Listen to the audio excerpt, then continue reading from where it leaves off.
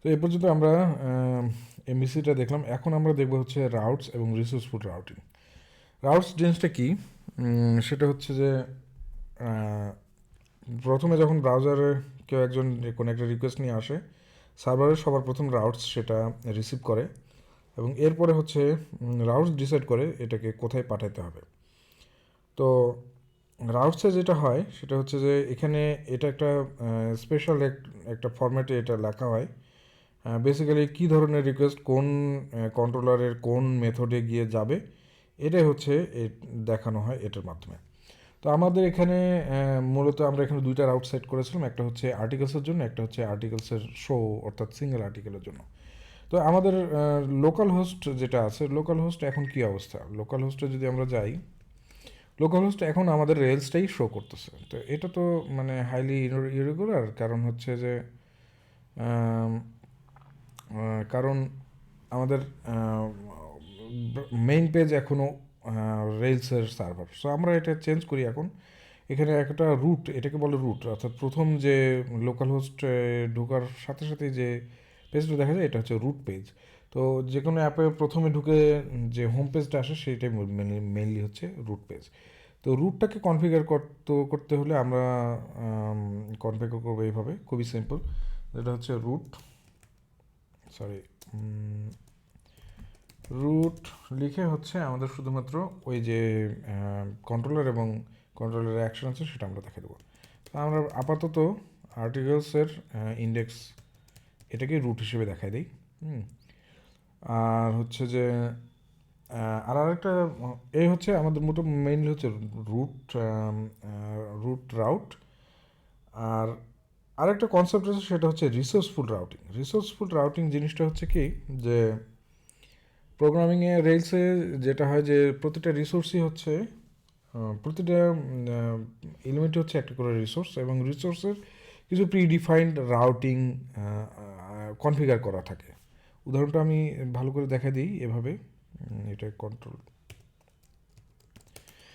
যেমন আমরা প্রথমে যখন একটা কন্ট্রোলার ডিফাইন করি, যেমন আমরা যদি একটা নতুন একটা কন্ট্রোলার জেনারেট করি,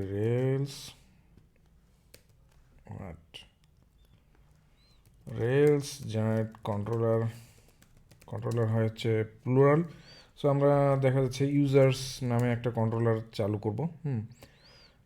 এবং এই কন্ট্রোলারের যদি আমি কোনো ফাংশনগুলো দেখাই দিই যে কী কী থাকবে, এখানে দেখা যাচ্ছে যে আমার ইন্ডেক্স নামে একটা মেথড থাকবে, ইন্ডেক্স মেথড থাকবে, শো মেথড থাকবে, আপডেট মেথড থাকবে এবং ডিলিট মেথড থাকবে। আমি বলে দিলাম যে এই মেথডগুলো আমার এই কন্ট্রোলারে লাগবে।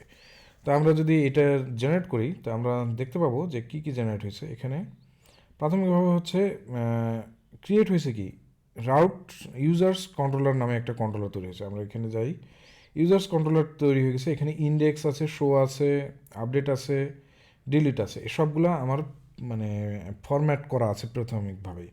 তারপরে আমরা দেখতে পাচ্ছি রাউট কনফিগার হয়েছে। কী কী রাউট কনফিগার হয়েছে, ইন্ডেক্স, শো, আপডেট এবং ডিলিট। তো আমরা যখনই কোনো একটা কোনো কন্ট্রোলার জেনারেট করি তখন এভাবে রেলস আমাদেরকে তার মতো করে কিছু রাউটিং কনফিগারেশন সে অ্যাড করে দেয়। কিন্তু এগুলো হচ্ছে যে কিন্তু খুব বেশি হেল্পফুল না। এগুলা আমাদের এই সবগুলা যে রাউট আছে প্লাস আরও কিছু এক্সট্রা রাউট আমাদের দরকার হয়।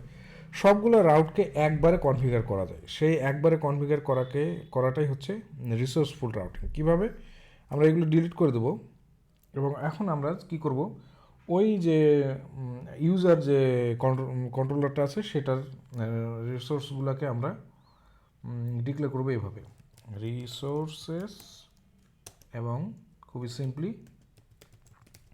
আর্টিকেলস।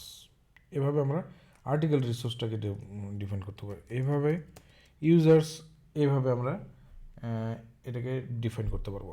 তো আমরা একটা কাজ করি, যেহেতু আমাদের এখন আপাতত ইউজার্স কন্ট্রোলার দরকার নাই, আমরা এই যে আর্টিকেলের যে রাউটগুলো আছে সবগুলো রাউটকে আমরা এলিমেন্ট করে দিই এবং এখানে আমরা ইনস্টেড আমরা কি করি যে রিসোর্সেস